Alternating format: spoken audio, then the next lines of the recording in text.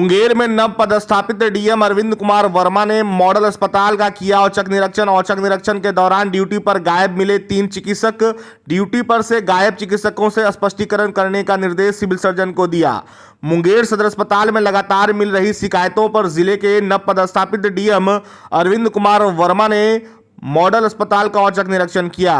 जिलाधिकारी अचानक मॉडल अस्पताल पहुंचे। डीएम ने 3 मंजिला मॉडल अस्पताल का प्रसव वार्ड, एमसीएच, ओटी का जायजा लिया। डीएम के अस्पताल पहुंचने की सूचना पर उपाधीक्षक कार्यालय में मीटिंग कर रहे सिविल सर्जन डॉक्टर ध्रुव कुमार शाह, उपाधीक्षक डॉक्टर राम प्रवेश, डीपीएम फैजान आलम अशरफी और प्रबंधक तौसीफ हसनैन मॉडल अस्पताल पहुंचे। सिविल सर्जन व उपाधीक्षक के साथ डीएम ने मॉडल अस्पताल स्थित 7 ओपीडी का जायजा लिया।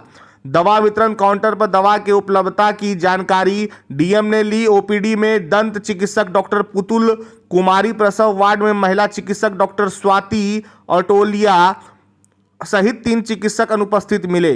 प्रसव वार्ड में अनुपस्थित मिली डॉक्टर स्वाति अटोलिया के संबंध में उपाधीक्षक ने डीएम को बताया कि वह लगातार अपनी ड्यूटी से गायब रहती है। पिछले 8 मई के रात में भी डॉक्टर स्वाति अटोलिया की गायब के कारण एक गर्भवती महिलाओं को परेशानी हुई थी और तत्कालीन डीएम अवनीश कुमार सिंह ने सभी चिकित्सकों का वेतन स्थगित करते हुए उपाधीक्षक को बदल दिया था।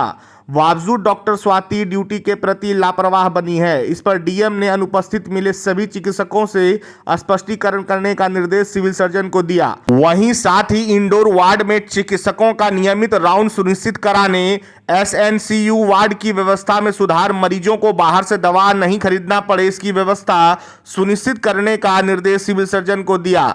साथ ही कहा कि 3-4 दिन में वह पुनः सदर अस्पताल का औचक निरीक्षण करेंगे। इसके बाद भी व्यवस्था में सुधार नहीं होने पर दंडात्मक कार्रवाई की जाएगी। निरीक्षण के क्रम में क्या कर सकते हैं? हाँ, सदर अस्पताल आप देखे, इमरजेंसी वार्ड देखे, हाँ। वहाँ पे ओपीडी भी देखा तो कुछ डॉक्टर ओपीडी में 2 डॉक्टर एब्सेंट थे, उनसे हम लोग शोकॉज कर रहे हैं। साथ में अंदर जो है आईपीडी में मेल वाले वार्ड में जनरल मेडिसिन को पीने का पानी का लोगों ने बताया पीने पानी की व्यवस्था नहीं है, तो बताया गया सिविल सर्जन द्वारा करवाने कार्रवाई की जा रही है। 2-3 दिन में भी अरेंजमेंट हो जाएगा। साथ ही साथ जो है दवाएं, तो हमने देखा कि कुछ शिकायतें ऐसे ही मिल रही थी कि दवाएं शायद सारी अंदर उपलब्ध नहीं, लेकिन जांच किया तो दवाएं भी उपलब्ध थी और निर्देश दिया गया है किसी भी परिस्थिति में किसी भी मरीज को बाहर से दवा खरीदने की नौबत नहीं आनी चाहिए। साथ ही साथ यहाँ पे हम लोग लेबर वार्ड का भी निरीक्षण किए। इसमें कुछ शिकायतें, एक तो रोस्टर, ड्यूटी रोस्टर लगाने को निर्देशित किया कि बाहर सबको लगाएं और डॉक्टर इसमें अभी आज की जांच में तो अनुपस्थित पाई गई हैं, उनसे भी स्पष्टीकरण किया जाएगा। कुछ पेशेंट्स के परिवार वालों द्वारा शिकायत किया गया कि रात में जो जीएनएम रहती हैं वो अटेंड नहीं करती हैं, कोई छोटी मोटी समस्या होती है पेशेंट की, तो उसको भी सुधार करने का निर्देशित किया गया है।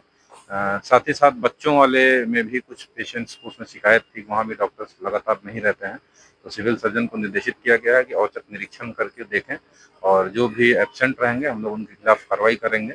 और जो अभी इमरजेंसी उसमें वार्ड में और नया अस्पताल बना हुआ है उसमें जो वार्ड है कुछ सारे शिफ्ट होने बाकी हैं, तो वो भी हम लोग शिफ्ट कराने की कार्रवाई करेंगे और 3-4 दिन में अगर सुधार नहीं होगा तो हम लोग दोषियों के खिलाफ कार्रवाई करेंगे। साथ ही साथ सिविल सर्जन को ये भी निर्देशित किया गया है कि यहाँ पे बायोमेट्रिक अटेंडेंस को सख्ती से उसको अनुपालन कराएं, ताकि कोई भी स्टाफ कितने बजे आते हैं जो उनका अपने रोस्टर के हिसाब से आ रहे हैं कि नहीं उसको सुनिश्चित कराया जा सके। सदर अस्पताल के 2 सब लोग वहाँ पे यानी नेटवर्क नहीं रहने के कारण जो हाँ, ये भी वो सबसे बड़ी इशू मरीजों के लिए आ रही है, जिस कारण से काफी ज्यादा मरीजों की परेशानी।